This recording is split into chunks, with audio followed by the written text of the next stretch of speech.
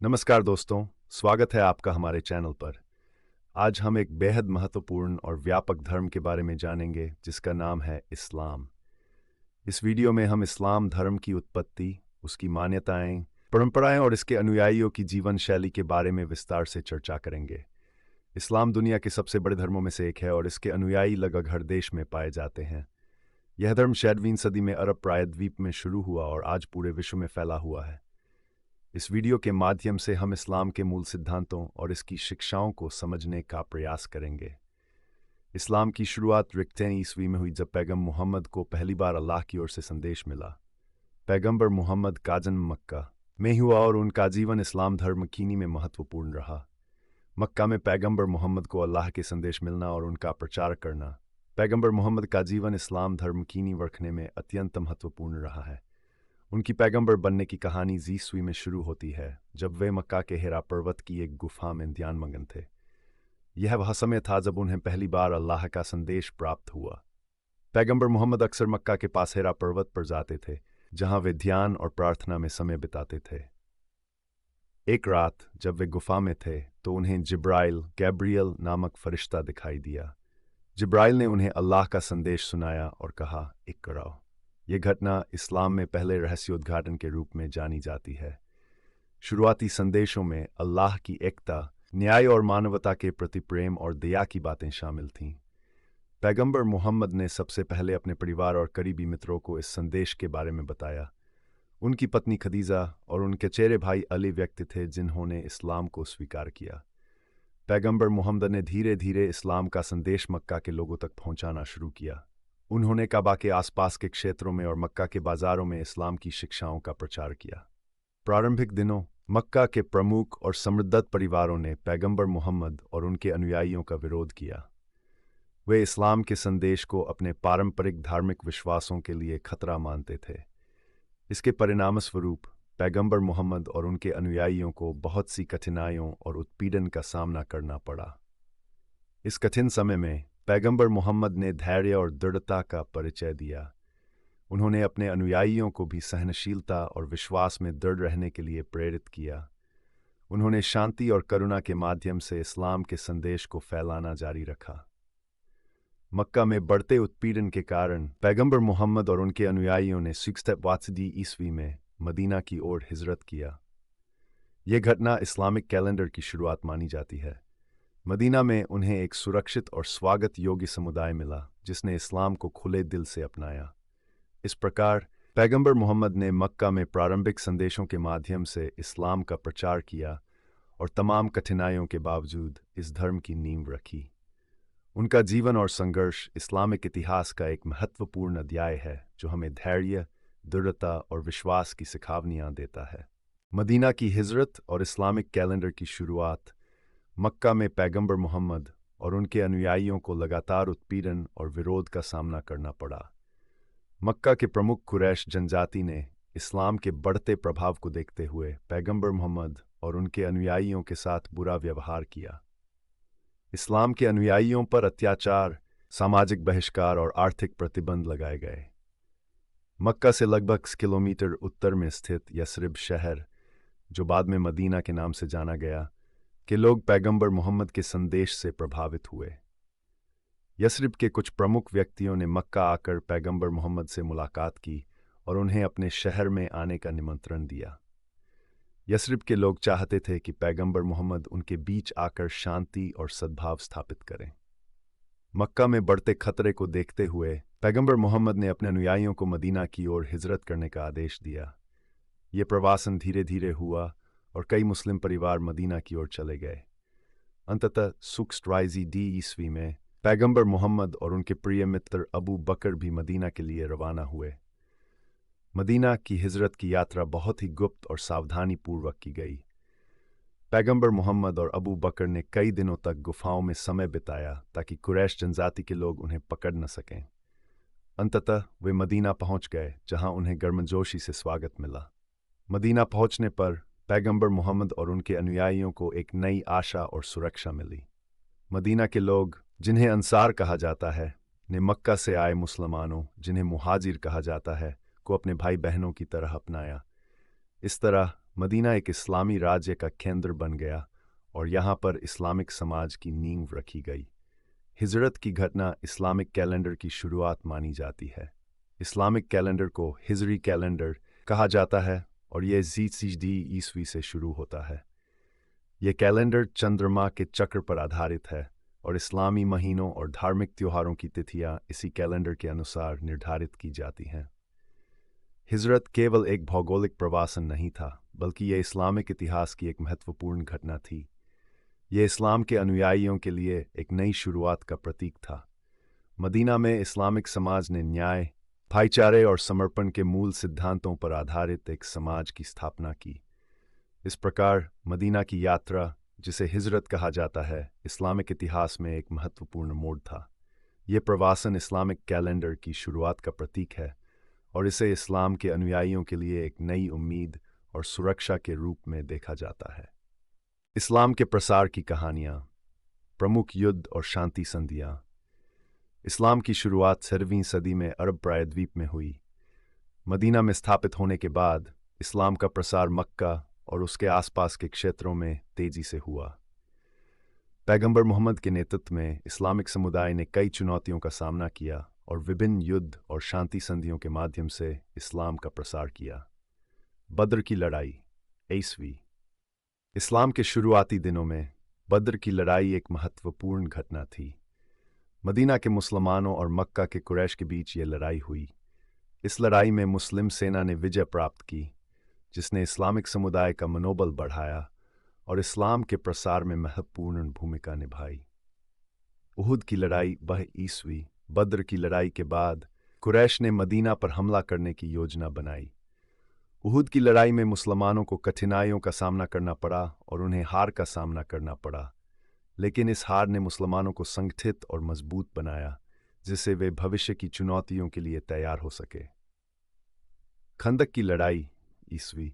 Medina पर कुरैश और उनके सहयोगियों द्वारा एक बड़ा हमला किया गया। मुसलमानों ने मदीना की रक्षा के लिए शहर के चारों ओर खंदक खाई। यह रणनीति सफल रही और कुरैश सेना को पीछे हटने के लिए मजबूर होना पड़ा। इस लड़ाई ने इस्लामिक राज्य की सुरक्षा को मजबूत किया। हुदैबिया की संधि, 6 ईस्वी। इस्लामिक इतिहास में हुदैबिया की संधि एक महत्वपूर्ण शांति संधि थी। पैगंबर मोहम्मद और कुरैश के बीच यह संधि मक्का के पास हुदैबिया नामक स्थान पर हुई। इस संधि के तहत मुसलमानों को अगले वर्ष मक्का में प्रवेश की अनुमति दी गई और 10 वर्षों के लिए युद्ध विराम किया गया। यह संधि इस्लाम के शांति और समझौतों की नीति का एक उत्कृष्ट उदाहरण है। मक्का की विजय, ईस्वी। हुदैबिया की संधि के 2 वर्षों बाद कुरैश ने संधि का उल्लंघन किया। पैगंबर मोहम्मद ने मक्का पर एक विशाल सेना के साथ चढ़ाई की। बिना किसी बड़े संघर्ष के मक्का ने आत्मसमर्पण कर दिया और इस्लाम को स्वीकार कर लिया। मक्का की विजय इस्लामिक इतिहास की एक महत्वपूर्ण घटना थी, जिसने इस्लाम को पूरे अरब प्रायद्वीप में फैलने का मार्ग प्रशस्त किया। हुनैन और ताइफ की लड़ाई, ईस्वी। मक्का की विजय के बाद इस्लाम का प्रसार हौज़िन और ताइफ के क्षेत्रों में हुआ। हुनैन की लड़ाई में मुस्लिम सेना ने हौज़िन जनजाति को हराया और ताइफ को भी इस्लाम के अधीन कर लिया। ये लड़ाइयाँ इस्लाम के प्रसार में महत्वपूर्ण थीं। तबूक की अभियान, या ईस्वी। इस्लाम के प्रसार के लिए पैगंबर मुहम्मद ने तबूक की अभियान की शुरुआत की। यह अभियान बीजांटिन साम्राज्य के खिलाफ था, लेकिन बिना किसी बड़े संघर्ष के समाप्त हुआ। इस अभियान ने इस्लामिक राज्य की शक्ति और प्रभाव को बढ़ाया। शांति संधियां और समझौते, मदीना चार्टर। पैगंबर मोहम्मद ने मदीना में विभिन्न जातियों और धार्मिक समूहों के बीच शांति और सहयोग स्थापित करने के लिए मदीना चार्टर की स्थापना की। यह चार्टर इस्लामिक राज्य की प्रशासनिक और न्यायिक संरचना का आधार बना और विभिन्न समुदायों के बीच शांति और सद्भावना स्थापित की। खैबर की संधि। खैबर की लड़ाई के बाद यहूदी जनजातियों के साथ एक संधि की गई। इस संधि के तहत खैबर के यहूदी मुसलमानों को अपने कृषि उत्पादों का हिस्सा देने पर सहमत हुए। ये संधि इस्लामिक राज्य की आर्थिक स्थिरता में महत्वपूर्ण भूमिका निभाई। मक्का की विजय के बाद पैगंबर मोहम्मद ने मक्का के प्रमुखों के साथ समझौते किए। इन समझौतों ने मक्का के निवासियों को इस्लाम में स्वीकार किया और उन्हें इस्लामिक समाज का हिस्सा बनाया। इस प्रकार इस्लाम के प्रसार की कहानियाँ युद्ध और शांति संधियों का एक संयोजन है। इन घटनाओं ने इस्लामिक राज्य को मजबूत किया और इसके संदेश को व्यापक रूप से फैलाने में मदद की। पैगंबर मोहम्मद की नेतृत्व क्षमता, धैर्य और समझौतों की नीति ने इस्लामिक इतिहास में महत्वपूर्ण भूमिका निभाई। मुख्य मान्यताएं एकेश्वर वताहिद। इस्लाम का मुख्य सिद्धांत है कि केवल एक ही ईश्वर है जिसका नाम अल्लाह है। अल्लाह सर्वशक्तिमान, सर्वव्यापी और अद्वितीय है। पैगंबर प्रोफिट्स। इस्लाम में कई पैगंबरों को मान्यता दी गई है, जिनमें आदम, नूह, इब्राहीम, मूसा और ईसू। हज़रत मुहम्मद अंतिम पैगंबर माने जाते हैं और उन्हें खातिम उन नबीयीन कहा जाता है। कुरान इस्लाम का पवित्र ग्रंथ है जिसे अल्लाह ने पैगंबर मोहम्मद के माध्यम से भेजा। इसकी शिक्षाएं जीवन के हर पहलू में मार्गदर्शन प्रदान करती हैं। इस्लाम के 5 स्तंभ है। इस्लाम के 5 स्तंभ वे मुख्य धार्मिक कर्तव्य हैं जिनका पालन हर मुसलमान को करना होता है। ये स्तंभ इस्लाम के मूल सिद्धांत और अनुशासन का आधार हैं। आइए इन स्तंभों को विस्तार से समझते हैं। 1. शहादा, विश्वास की उद्घोषण। शहादा इस्लाम की आस्था का उद्घोष है। यह घोषणा करता है कि ला इलाहा इल्लल्लाह मुहम्मदुर रसूलुल्लाह, जिसका अर्थ है अल्लाह के सिवा कोई ईश्वर नहीं और मुहम्मद उनके रसूल संदेशवाहक हैं। यह उद्घोषणा इस्लामिक विश्वास की नींव है। इसे सच्चे दिल से स्वीकार करने पर कोई व्यक्ति मुसलमान बन जाता है। यह विश्वास की शुद्धता और अल्लाह की एकता का प्रतीक है। नमाज, दैनिक प्रार्थना। नमाज दिन में 5 बार की जाने वाली प्रार्थना है। ये प्रार्थनाएं सूर्योदय से लेकर रात तक की जाती हैं। समय, फज्र यानी दोपहर, असर यानी दोपहर के बाद, मगरिब यानी सूर्यास्त, ईशा यानी रात। नमाज मुसलमानों को दिन में 5 बार अल्लाह के साथ संबंध स्थापित करने का अवसर देती है। यह आत्मानुशासन, आध्यात्मिकता और एकता को प्रोत्साहित करती है। रोज़ा यानी उपवास। रोज़ा रमज़ान के महीने में सूर्योदय से सूर्यास्त तक उपवास रखने का कर्तव्य है। रोज़ा आत्मानुशासन, सहानुभूति और आत्मशुद्धि का अभ्यास है। यह उपवास मुसलमानों को भूख और प्यास का अनुभव कराकर गरीबों और ज़रूरतमंदों के प्रति सहानुभूति विकसित करता है। यह आत्मसंयम और अल्लाह की इबादत का समय होता है। तार, ज़कात यानी दान। ज़कात का अर्थ है अपनी संपत्ति का एक निश्चित हिस्सा गरीबों और ज़रूरतमंदों को दान करना। यह आमतौर पर वार्षिक संपत्ति का 2% होता है। ज़कात समाज में आर्थिक समानता और न्याय को प्रोत्साहित करती है। यह संपत्ति के पुनर्वितरण और गरीबों की मदद करने का एक महत्वपूर्ण साधन है। यह दिल की उदारता और सामाजिक दायित्व का प्रतीक है। पाए, हज यानी तीर्थ यात्रा। हज मक्का की तीर्थ यात्रा है जो हर मुस्लिम के जीवन में कम से कम एक बार करना अनिवार्य है, यदि वे शारीरिक और आर्थिक रूप से सक्षम हैं। हज इस्लामिक कैलेंडर के 12वें महीने धुल हिज्जा में किया जाता है। हज मुसलमानों की एकता, समानता और भाईचारे का प्रतीक है। इसमें कई धार्मिक अनुष्ठान शामिल होते हैं, जैसे कि काबा की तवाफ परिक्रमा और अराफात पर्वत पर खड़ा होना। हज आत्मशुद्धि और अल्लाह के प्रति समर्पण का प्रतीक है। इन 5 स्तंभों का पालन करना हर मुसलमान का कर्तव्य है। ये स्तंभ इस्लामिक जीवन शैली का आधार हैं और इनसे मुसलमानों की धार्मिकता, आध्यात्मिकता और समाज के प्रति जिम्मेदारी का विकास होता है। ये हर मुसलमान को अल्लाह के करीब लाने और एक शुद्ध, अनुशासित और न्यायपूर्ण जीवन जीने का मार्ग दिखाते हैं। इस्लामिक त्योहार ईद उल फित्र, रमज़ान के महीने के समाप्त होने पर मनाया जाने वाला त्योहार। इस दिन विशेष नमाज अदा की जाती है और परिवार और दोस्तों के साथ जश्न मनाया जाता है। हज की समाप्ति पर मनाया जाने वाला बलिदान का त्योहार।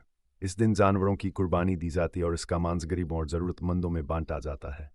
इस्लामिक जीवन शैली और संस्कृति। इस्लामिक पोशाक, हिजाब और अन्य पारंपरिक वस्त्र जो शालीनता और सादगी का प्रतीक है। इस्लाम में महिलाओं और पुरुषों दोनों के लिए शालीनता से कपड़े पहनना। खान पान, हलाल भोजन की परंपरा जिसे इस्लामिक नियमों के अनुसार तैयार किया जाता है। शराब और सूअर के मांस का सेवन वर्जित है। सामाजिक जीवन। इस्लाम में परिवार और सामुदायिक जीवन का महत्व बहुत अधिक है। माता पिता, रिश्तेदारों और पड़ोसियों के साथ अच्छे संबंध बनाए रखना इस्लामिक शिक्षाओं का हिस्सा है। इस्लाम धर्म शांति, सहिष्णुता और भाईचारे की शिक्षा देता है। आतंकवाद और चरमपंथ को इस्लाम से जोड़ना गलत है, क्योंकि इस्लाम का मूल सिद्धांत शांति और मानवता है। आज हमने इस्लाम धर्म के इतिहास, मुख्य मान्यताओं, इस्लामिक स्तंभों, त्योहारों, जीवन शैली और समकालीन मुद्दों के बारे में सीखा। इस्लाम धर्म का उद्देश्य मानवता को एक बेहतर जीवन जीने की दिशा में मार्गदर्शन करना है। वीडियो देखने के लिए धन्यवाद। अगर आपको ये वीडियो पसंद आया हो तो कृपया लाइक करें, चैनल को सब्सक्राइब करें और अपने दोस्तों के साथ शेयर करें। कमेंट सेक्शन में अपने विचार और सुझाव साझा करें। हम उन्हें पढ़कर आपके सवालों का जवाब देने की कोशिश करेंगे। अगले वीडियो में फिर मिलेंगे।